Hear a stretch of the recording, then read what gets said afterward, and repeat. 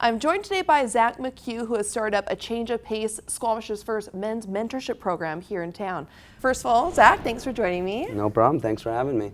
Let's talk about your own personal story to start. What inspired you to start this program?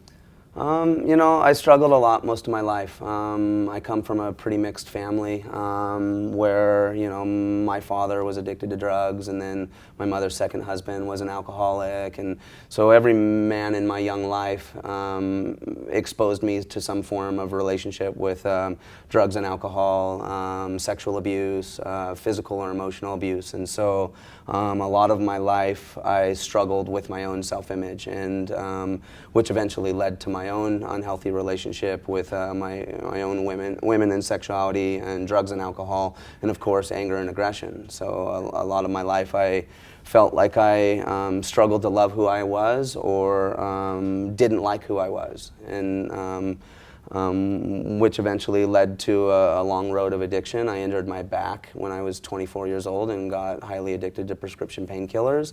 And I don't know, it came to a point in my life where I was emotionally and spiritually bankrupt. You know, like I didn't want to really live anymore. I didn't know how to understand how to have some sort of success in this life. And so, but it was at the end of my road, I came into contact with a male mentor who changed my life. You know, he came into my life just when I needed him. I never let men into my life because I didn't trust them. And then at that point where I started to want to change my life, I came into contact with somebody who I saw the potential of my being. Right, and so by exposing myself to this man and wanting to spend time with him, I asked him for an internship, or I needed to want to figure out how to teach what he was teaching. Right, and so I spent about a year with him doing athlete and coaching development, and really doing a lot of self-development. That's what a lot of it was about. It wasn't about weightlifting at all. It was about developing this person. And so coming to the other side of that, where I started developing a healthier relationship with my body, a healthier relationship with my nutrition, a healthier relationship with the aesthetics of my body, where I now have a body that has function rather than I need to fit my personal image into what my culture or my reality tells me I need to look like in order for me to find self-comfort. And so learning these relationships, I understood that this isn't just for me, and it's not just for men who could afford this sort of mentorship. So working in these communities, I've been teaching CrossFit for about 7 years, and then I specialize in Olympic weightlifting, and then I also teach yoga and meditation. Well, it's tools, right? So it's like these are all the tools that have helped me on my path to recovery or my path to success, and I feel as though exposing to the men of our community to those tools will have a huge success in their life. And why do you feel that men still struggle? You know, we see so much on social media talk about being authentic. You think we've come so far in some ways, being open and honest, but why does the average man still struggle like you did until someone helped you to be open? I don't know if it's trust. I don't know if it's mental illness. I don't know. It could be a variety of things that are keeping us from accepting support from our community.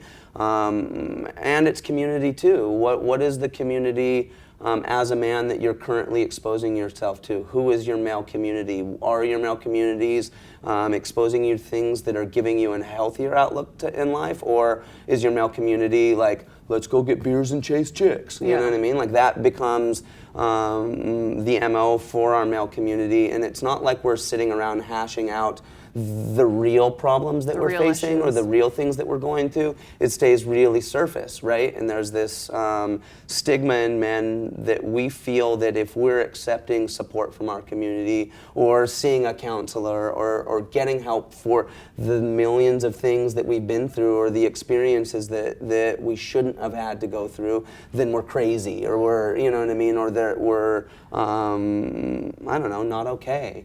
But instead we'll just white knuckle it through life, or like, no, I got this. No, I got this, rather than understanding there are services in this community that are there for a reason, and there's people in this community who want to make that effort to make sure that you have the tools to have a better life. I feel like your circumstance isn't a good enough reason for you to have failure, and I feel like understanding that everyone has an experience and having a circumstance, and their first relationship with accepting help hasn't been in that experience, and so it's giving people a healthier relationship with accepting your help from your community, not as like, oh, I'm in trouble and I need it. It's like, no, like we all need support. We all need community. The support is out there for the community. I think men have to realize it's out there. I just need to put myself out there. Because unfortunately, Statistics Canada was showing, Canadian Journal actually, that men are 3 times more likely to commit suicide. Absolutely. So it's really helping those men. So let's, on that note, talk about the new mentorship program here in Squamish. What are services you're offering people can take part in 3 times a week? Right. So currently I'm working out of Rebel Fitness or How Sound CrossFit.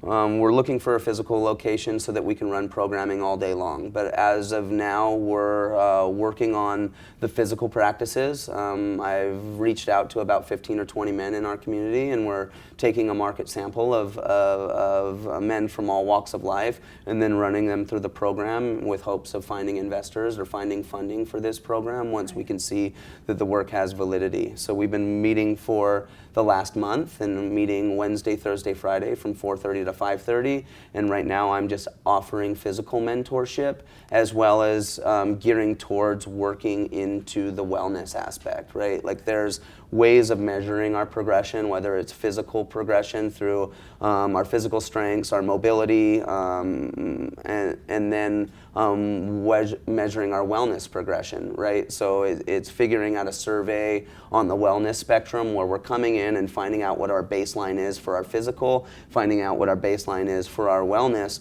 and then working from there, testing and retesting. So we're going through the programming for 3 months, and as we're starting to develop relationships and rapport and a better understanding of the services that would best fit each of these individual men, we'll be able to guide them in directions to finding the community resources that might best fit where they're at in their life or best fit their adversity, right? And each program is, like you said, individual, because I think, like you were mentioning before, but these men that are coming, they're always who you always think need help in a community. Absolutely. These could be, successful men on the outside who have 9-to-5 jobs, white picket fence, 100%. right? Well, all of our struggles are different. One person's might be drug and addiction, one might be body image, one might be relationships, one might be intimacy, and so it's figuring out where our baseline is or where we're lying on the spectrum, and then giving them the tools in order to find a better form of themselves, right? Find a healthier relationship with this stuff and understand that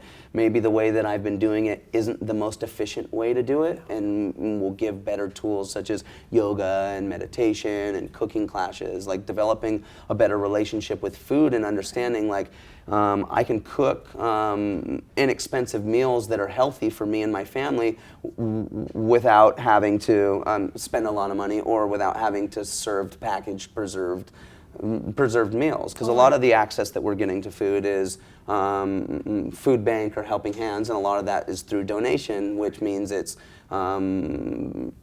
preserved, right? We canned foods, boxed foods, those sorts of things, where it's teaching people how to develop a healthier relationship with their nutrition. Totally. And the main thing, ask for help, right? Yeah, it's not 100%. A bad thing to ask for help. Well, it's just developing a healthier stigma with accepting help from your community, rather than like because I'm accepting help, I'm crazy, or because I'm accepting help, I'm in trouble, rather than like, no matter where you're at in this world, like developing a support system for will only help the future of your life, because naturally we're gonna go through ups and downs in life. There is the reality of death, there is the reality of relationships, there is the reality of a million different things that affect us, and if we're all by ourselves when those things happen, those catastrophes tend to tear us apart, rather than understanding like, if something like this happens, I know where I can go. I know who I can talk to. And it allows you to kind of get outside yourself and start to develop a physical